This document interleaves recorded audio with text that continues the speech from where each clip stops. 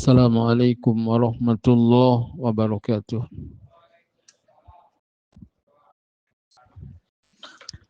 Innal hamdalillah nahmaduhu wa nasta'inuhu wa nastaghfiruh wa na'udzu billahi min shururi anfusina wa sayyiati a'malina.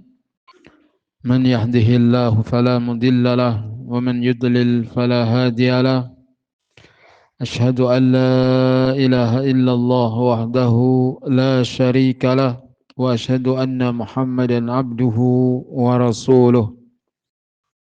Allahumma aqsim lana min khasyatika ma tahulu bihi bainana wa baina ma'asik wa min ta'atika ma tuballighuna bihi jannatak wa min al-yaqini ma tuhawwinu bihi alaina masa'ibad dunya. Allahumma mati'na bi asma'ina wa absarina wa quwwatina ma ahyaitana waj'alhu al-waritha minna waj'al tha'rana ala man zalamana wansurna ala man adana wa la taj'al musibatana fi dinina wa la taj'al ad-dunya akbara hammina wa la mablagha ilmina ولا تسلط علينا ما لا يرحمنا أما بعد فإن خير الكلام كلام الله وخير الهدي هدي محمد صلى الله عليه وسلم وشر الأمور محدثاتها وكل محدثة بدعة وكل بدعة ضلالة وكل ضلالة في النار. Bab sejarah munculnya istilah ahlu sunnah wal jamaah. Semoga kita termasuk di dalamnya. Istilah ahlu sunnah wal jamaah ini telah ada sejak generasi pertama umat Islam pada kurun yang dimuliakan Allah Subhanahu wa ta'ala. Mereka itu adalah generasi sahabat, tabi'in dan tabi'ut tabi'in. Mengenai firman Allah Subhanahu wa ta'ala, yauma tabyaddu wujuhu wa taswaddu wujuh. Pada hari itu ada wajah yang putih berseri dan ada pula wajah yang hitam muram. Abdullah bin Abbas radhiyallahu anhuma, turjumanul Quran, penterjemah Al-Quran,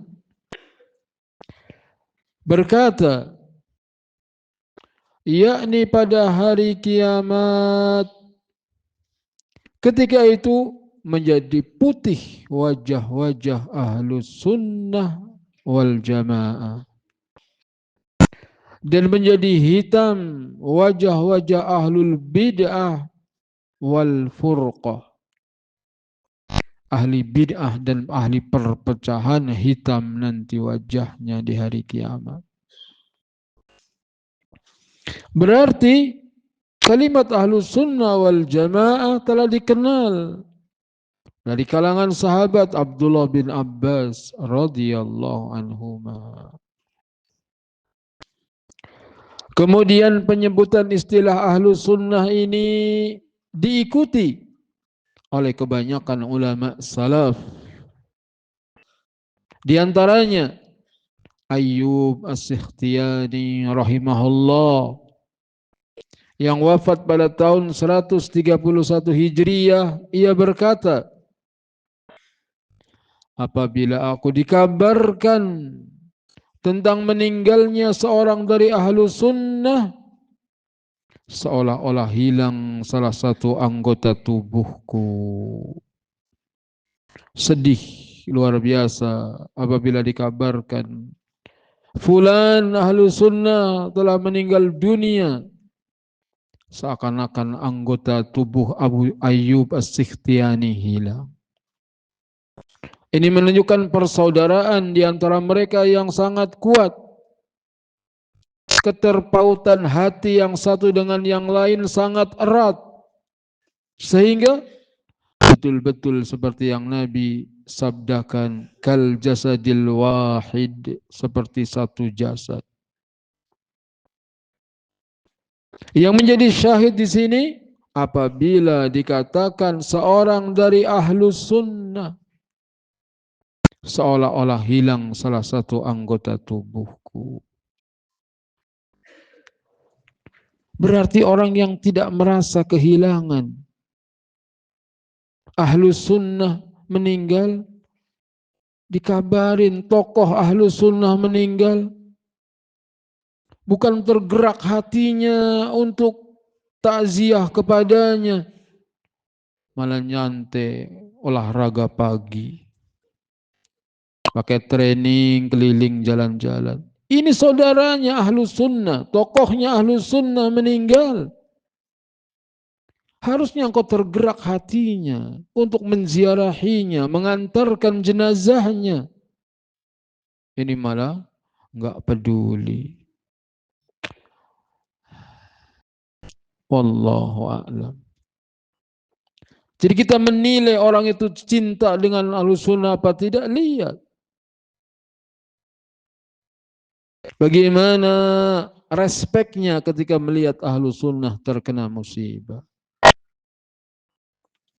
Sufyan Ats-Tsauri rahimahullah wafat pada tahun 161 Hijriah berkata, aku wasiatkan kalian untuk berbuat baik kepada ahlus sunnah. Lagi-lagi disebut ahlus sunnah. Berarti udah familiar di tengah mereka ucapan ahlus sunnah itu. Karena mereka adalah al-ghuraba. Ahlus sunnah itu orang-orang yang terasing di tengah lingkungannya. Aneh, nyeleneh, enggak umum. Itu orang yang berpegang dengan ahlus sunnah. Alangkah sedikitnya ahlus sunnah wal jamaah. Sedikit. Walaupun kita berdakwah siang dan malam, niscaya pengikutnya tetap sedikit. Wa qalilu min ibadiyasy syakur, dan sedikit dari hamba-hambaku yang bersyukur. Oh, tetapi ini penuh ini.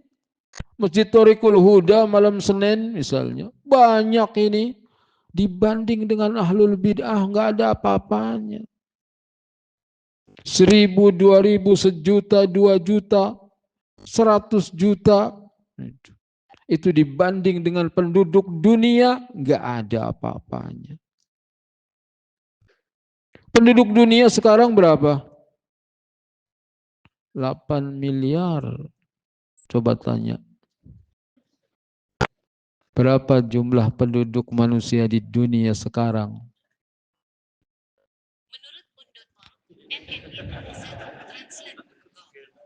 pada tanggal 15 November tahun 2022, populasi dunia mencapai 8 miliar orang, sebuah tonggak sejarah dalam pembangunan manusia. 8 miliar. Kita cuma berapa juta? Sedikit sekali. Walaupun berdakwah, kayak apapun kita berdakwah, tetap pengikutnya sedikit. Sedikit tetapi di atas Quran dan Sunnah. Karena banyak juga yang sedikit tetapi di atas kebid'ahan. Itu bukan ukuran. Ukurannya adalah kesesuaian dengan Al-Quran dan As-Sunnah ala fahmi salafil ummah. Tufail bin Ayyad rahimahullah yang wafat pada tahun 187 Hijriah berkata, Ahlus Sunnah, jadi katanya Ahlus Sunnah berkata, iman itu keyakinan, perkataan, dan perbuatan.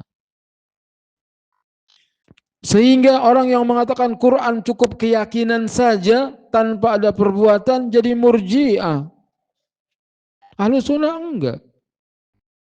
Iman itu diyakini dengan hati, diucapkan dengan lisan, dan dibuktikan dengan amal perbuatan. Itu definisi iman menurut Ahlus Sunnah. Nggak cukup hanya yakin saja.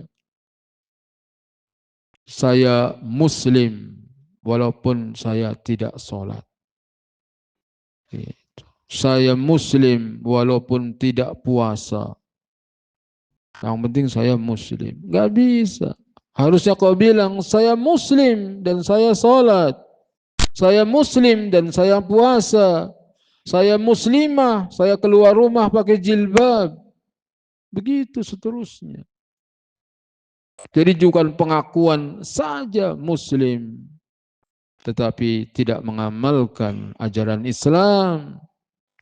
Karena Islam tidak dinilai dengan keaslian KTP, tetapi Islam dinilai dengan keyakinan, perkataan, dan perbuatan.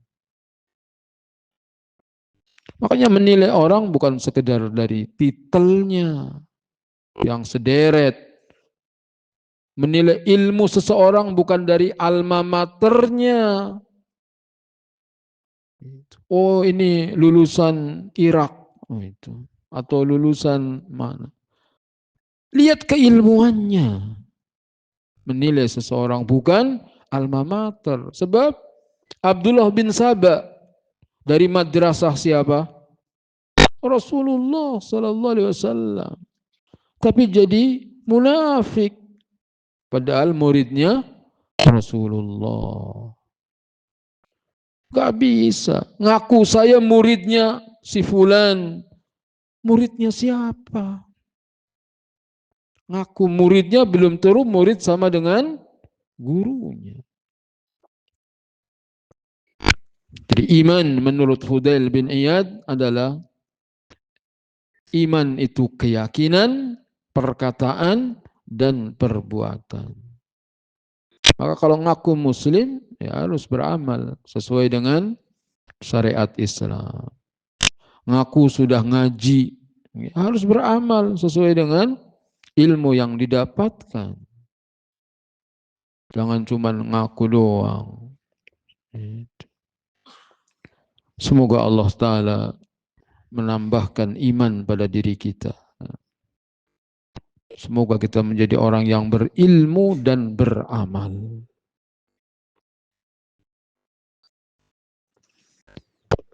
Abu Ubaid Al-Qasim bin Salam rahimahullah wafat pada tahun 224 Hijriah berkata dalam muqaddimah kitab Al-Iman, katanya, maka sesungguhnya apabila engkau bertanya kepadaku tentang iman, perselisihan umat tentang kesempurnaan iman, bertambah dan berkurangnya iman, dan engkau menyebutkan seolah-olah engkau berkeinginan sekali untuk mengetahui tentang iman, maka menurut Ahlus Sunnah dari yang demikian itu demikian dan demikian. Sehingga Abu Ubaid Al-Qasim bin Salam telah mengenal kalimat Ahlus Sunnah. Menurut Ahlus Sunnah. Jadi memang iman menurut Ahlus Sunnah adalah keyakinan dengan hati, ucapan dengan lisan. Kemudian amalan dengan anggota badan, bertambah dengan ketaatan, berkurang dengan kemaksiatan. Begitu iman. Kalau ngaji, terus ngaji, ibadah, tambah ibadah, terasa iman itu bertambah, meningkat. Makanya ngaji itu nggak bisa kayaknya sekarang seminggu sekali. Harus lebih sering lagi. Sebab bengong sedikit, udah dosa maksiat, dosa maksiat. Maksudnya waktu senggang yang kita tidak pakai buat menuntut ilmu. Seringkali waktu kita terbuang sia-sia. Maka apabila kita ingin catatan kebaikan kita nanti di akhirat diisi dengan kebaikan-kebaikan, penuhi waktu-waktu kita untuk terus menuntut ilmu, mengkaji ilmu, hadir di majelis ilmu. Paham ataupun enggak paham, duduk di majelis ilmu, manfaatin insyaallah walaupun enggak paham. Sampai pun ngantuk juga, yang penting niat ngaji. Jangan niatnya tidur. Yang penting niat ngaji. Qadar Allah sampai di sini kena kipas angin pules loh itu. Dapat pahala apa dosa? Pahala. Insyaallah. Selamat tidur. Tapi niatnya mau ngaji. Kalau niatnya tidur ya enggak. Nyari senderan langsung bismikallahumma ahya. Itu niatnya innamal a'malu binniyat. Tegur teman yang ngapain lu ngaji juga tidur? Iya gua susah tidur di rumah. Gitu.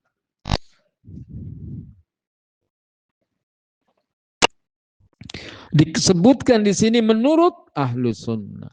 Begitu juga Imam Ahmad ibn Hanbal rahimahullah.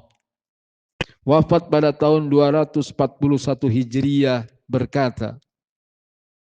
Dalam muqaddimah kitabnya As-Sunnah. Imam Ahmad punya kitab tentang akidah namanya As-Sunnah. Oleh karenanya nama lain dari akidah adalah As-Sunnah. Itu termasuk nama-nama yang syar'i. Kata Imam Ahmad rahimahullah, inilah madhab ahlul ilmi, ahlul asar, dan ahlus sunnah yang mereka dikenal sebagai pengikut sunnah Rasul sallallahu alaihi wasallam dan para sahabatnya.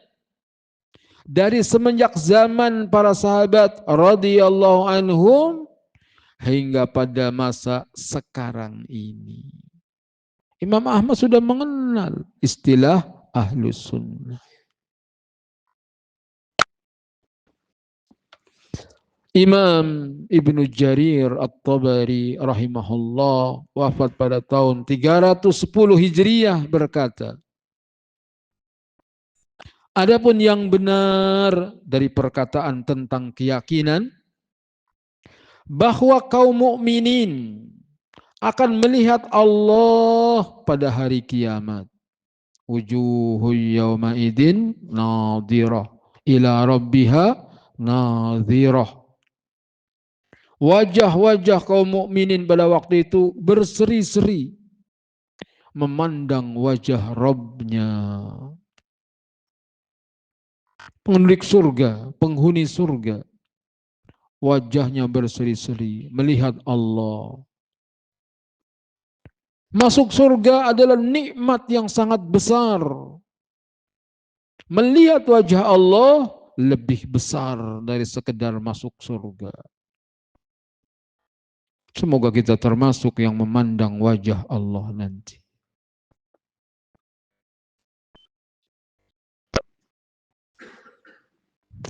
Selanjutnya dikatakan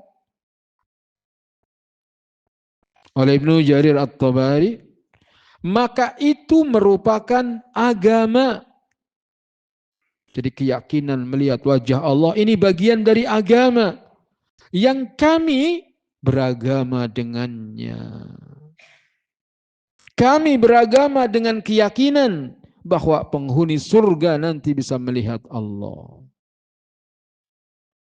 Dan kami mengetahui bahwa Ahlus Sunnah wal Jamaah berpendapat bahwa penghuni surga akan melihat Allah sesuai dengan berita yang sahih dari Rasulullah sallallahu alaihi wasallam. Innakum satarawna rabbakum kama tarawnal qamar lailatul badr. Sesungguhnya kalian akan melihat Rabb kalian sebagaimana kalian melihat rembulan di malam purnama yang tidak tertutupi sedikit pun juga. Tidak berdesak-desakan ketika melihatnya. Imam Abu Ja'far Ahmad bin Muhammad At-Tahawi rahimahullah wafat pada tahun 321 Hijriah mengatakan di dalam muqaddimah kitab aqidahnya yang masyhur Al-Aqidatut Tahawiyah. Kata Imam Abu Ja'far Ahmad bin Muhammad At-Tahawi rahimahullah, ini adalah penjelasan tentang akidah Ahlus Sunnah wal Jamaah. Ini yang ada dalam kitabku ini adalah penjelasan tentang akidah, keyakinan Ahlus Sunnah wal Jamaah. Kenapa disebut Ahlus Sunnah? Karena kuatnya berpegang dengan sunnah. Kenapa disebut Ahlus Sunnah? Karena kuatnya berpegang dengan sunnah. Makanya kalau antum ngaku saya Ahlus Sunnah, harus kuat berpegang dengan sunnah. Kenapa disebut Al-Jamaah? Karena berjamaah dengan Nabi dan para sahabatnya. Kita berjamaah dengan mereka. Dengan demikian penukilan-penukilan tersebut, jadi dengan penukilan tersebut, maka jelaslah bagi kita bahwa lafaz Ahlus Sunnah wal Jamaah sudah dikenal di kalangan salaf generasi awal umat ini.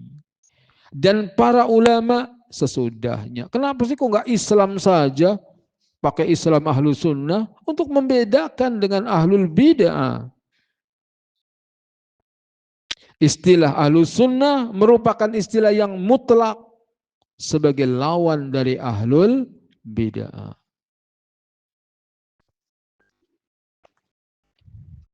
Dan bid'ah itu sesat. Dan kesesatan itu tempatnya di neraka. Bahkan Ahlul Bid'ah sendiri yang mengatakan ini bid'ah tapi hasanah. Kalau dikatakan ente Ahlul Bid'ah hasanah, gitu. Senang apa benci mereka? Mereka nggak suka walaupun dibilang ente Ahlul Bid'ah hasanah. Tetap ini menunjukkan fitrahnya manusia itu nggak suka dengan bid'ah walaupun sudah dihiasi dengan tambahan hasanah.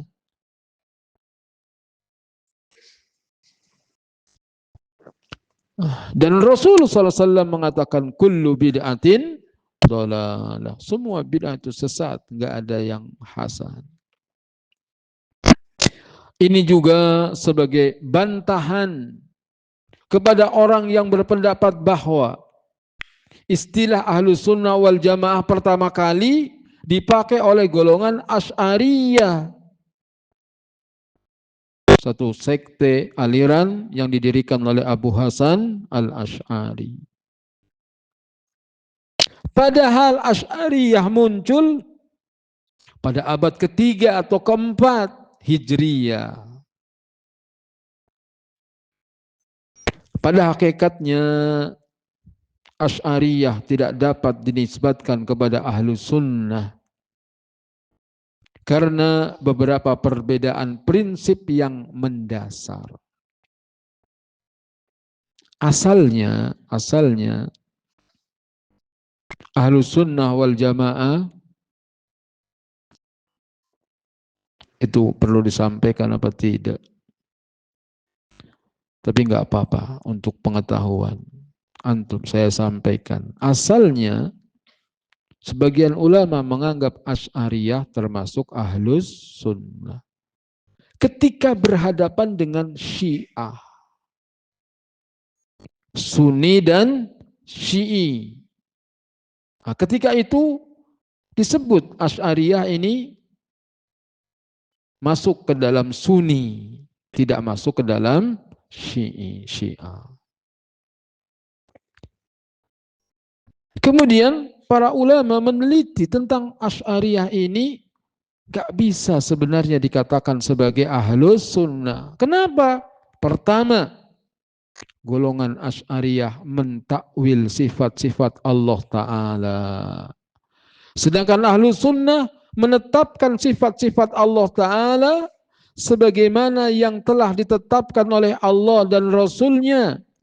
Seperti sifat istiwa, Allah bersemayam.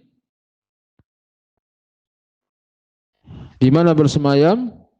Di arsy. Selama ini kita meyakini bahwa itu keyakinan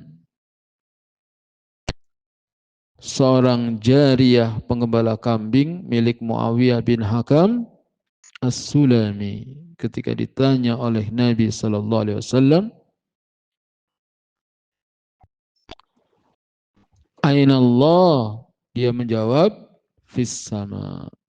Allah ada di langit. Ternyata itu juga yang diyakini oleh Zainab binti Jahsy radhiyallahu anha ummul mukminin.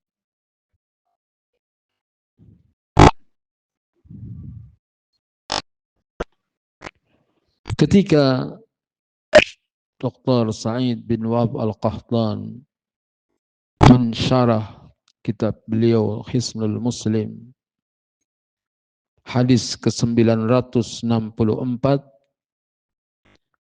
lafdul Bukhari an Zainab binti Jahsy radhiyallahu anha. Hadis lafaz Imam Bukhari dari Zainab binti Jahsy radhiyallahu anha. Lalu beliau menyebutkan ringkas tentang siapa Zainab binti Jahsy. Zainab binti Jahsy ummul mukminin wabnatu ammah. Zainab binti Jahsy ummul mukminin adalah anak bibi Nabi. Ammah itu bibi dari ayah. Ummuha Umaymah binti Abdul Muttalib. Ibunya Zainab namanya Umaymah binti Abdul Muttalib. Padahal bapaknya Nabi namanya siapa? Abdullah bin Abdul Muttalib. Berarti Umaymah ini adiknya Abdullah.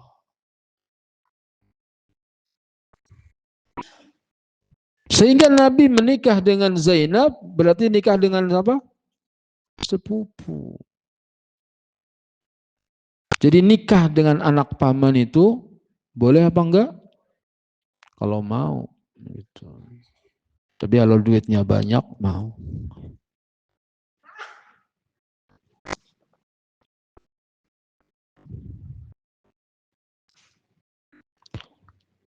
Minal muhajiratil awal. Beliau termasuk orang yang hijrah pertama, yakni ke Ethiopia. Zawwajahallahu ta'ala binabiyhi sallallahu alaihi wasallam min fawqi sab'i samawat.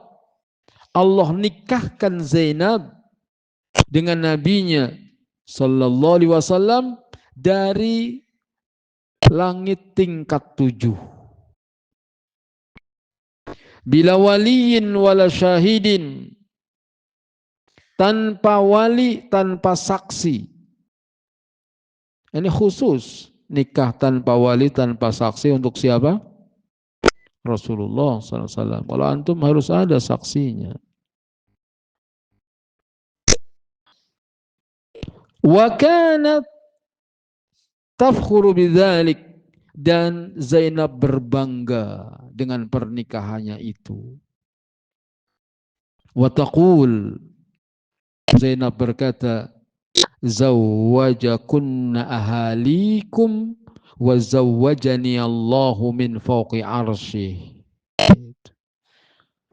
Kalian wahai istri-istri Nabi yang lain dinikahkan oleh wali-wali kalian, sedangkan aku dinikahkan oleh Allah di atas arsy.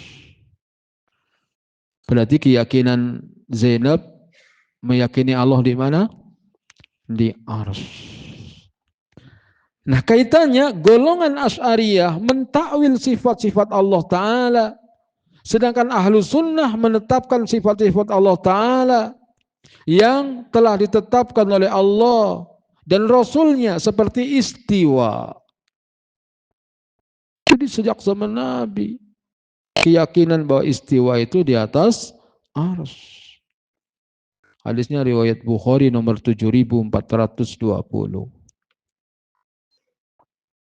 Semua serta sifat wajah. Allah punya wajah.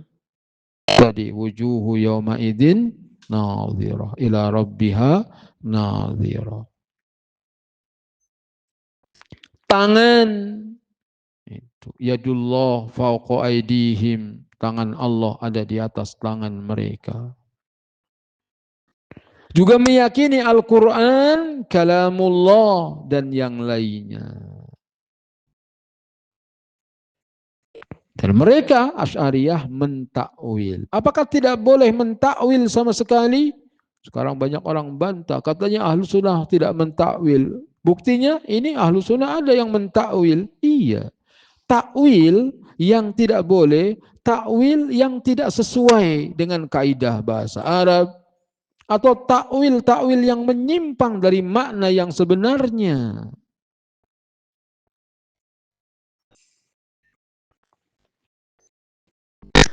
Yang kedua, kenapa Asy'ariyah tidak masuk ke dalam Ahlus Sunnah? Golongan Asy'ariyah menyibukkan diri dengan ilmu kalam. Sibuk dengan ilmu kalam, ilmu logika, ilmu mantik. Sedangkan Ahlus Sunnah justru mencela ilmu kalam. Ahlus Sunnah mencela ilmu kalam. Sebagaimana penjelasan Imam Syafi'i rahimahullah ketika mencela ilmu kalam.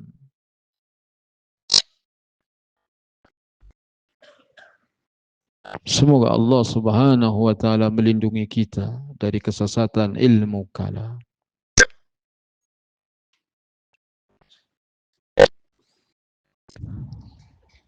Kenapa Asy'ariyah tidak masuk ke dalam Ahlus Sunnah? Yang ketiga, alasannya golongan Asy'ariyah menolak kabar-kabar yang sahih tentang sifat-sifat Allah Ta'ala.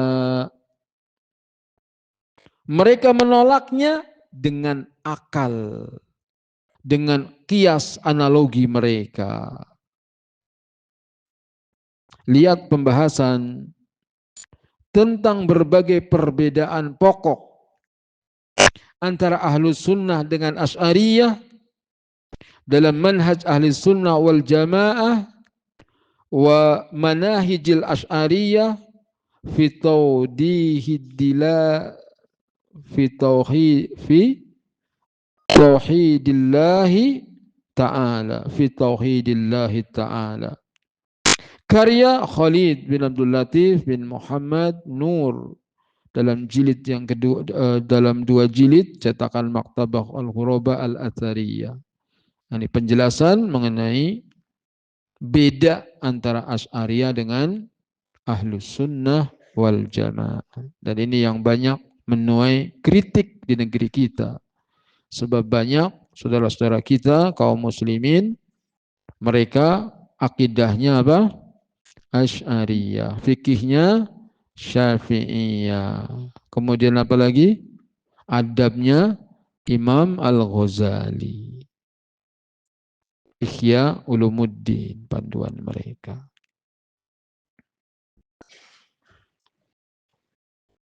Bab berikutnya, kaidah dan prinsip Ahlus Sunnah wal Jamaah dalam mengambil dan menggunakan ad-dalil.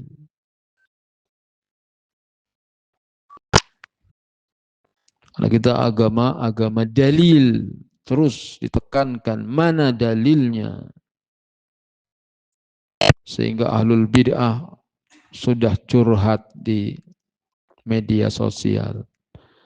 Jadi ustadz zaman sekarang lebih berat dari ustadz zaman dulu.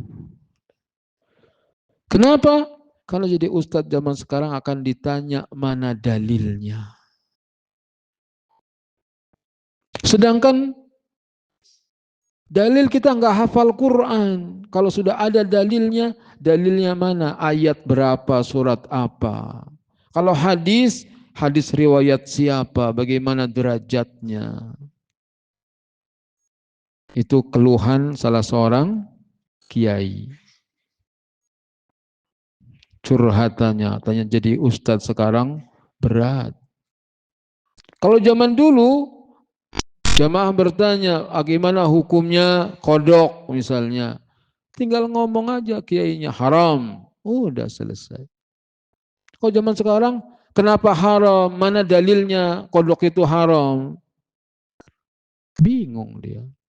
Nggak usah nanya. Begitu. Nggak usah nanya dalil. Masa ustadz menyesatkan?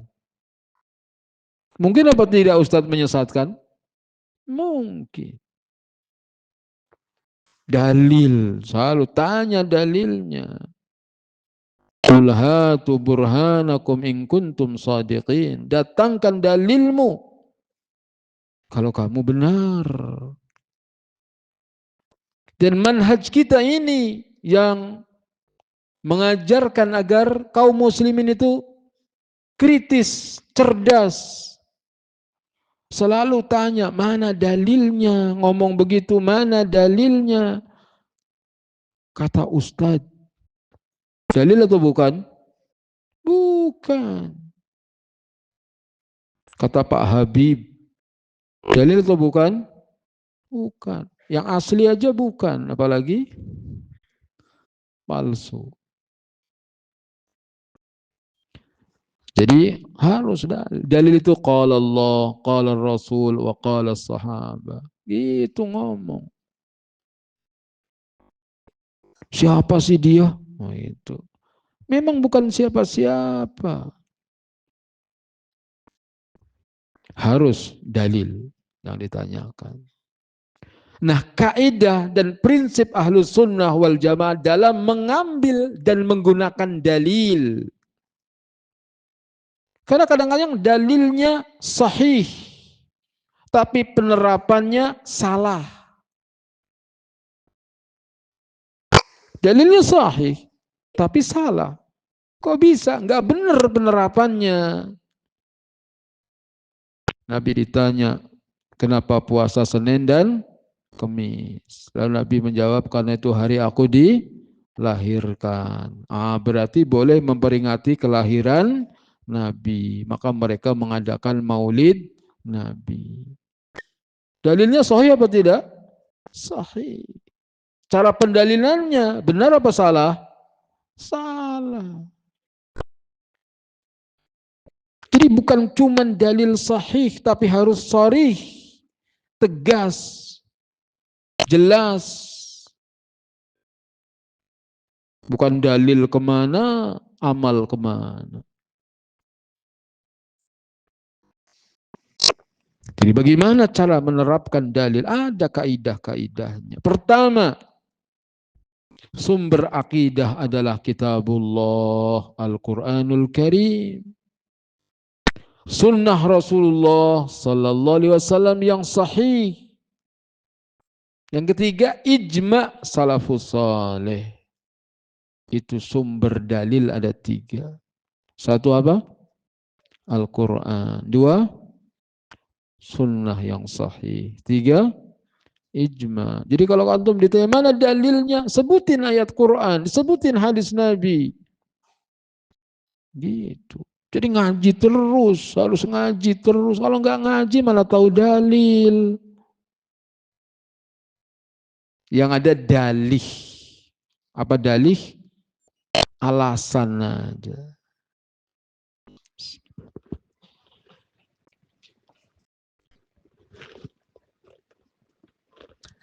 Azan.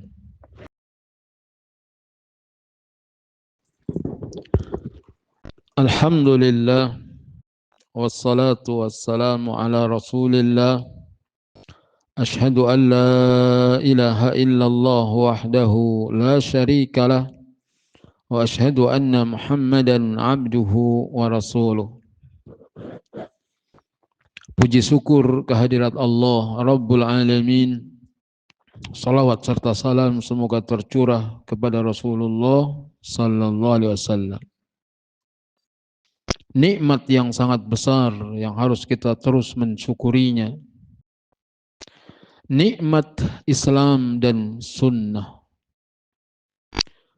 Yani belajar agama Islam mengikuti manhaj ahlus sunnah wal jamaah. Yang sebenarnya bukan pengakuan ahlus sunnah. Sebab semua kelompok mengaku dirinya ahlus sunnah.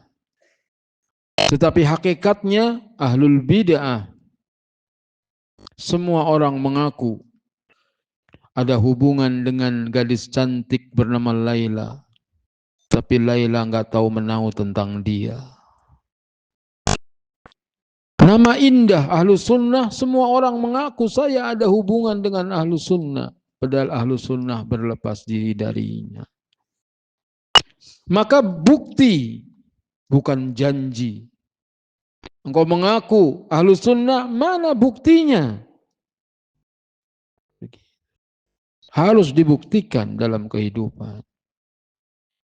Bagaimana mengaku ahlus sunnah tapi mencaci sunnah, menganggap sunnah Nabi itu bodoh misalnya. Tanya sama dia, jenggot itu sunnah apa bid'ah? Sunnah. Kenapa kau bilang orang yang panjangin sunnah, panjangin jenggot dibilang goblok? Bukti dong. Dari awal manhaj ini diajarkan murid-muridnya agar beragama dengan dalil dari awal. Saya ikut ngaji tahun 93-an dulu.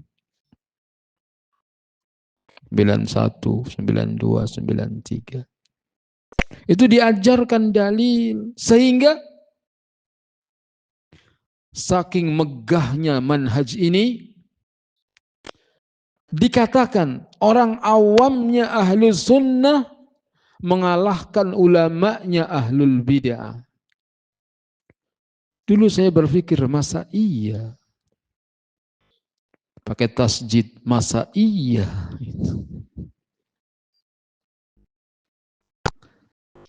Ternyata sekarang terbukti.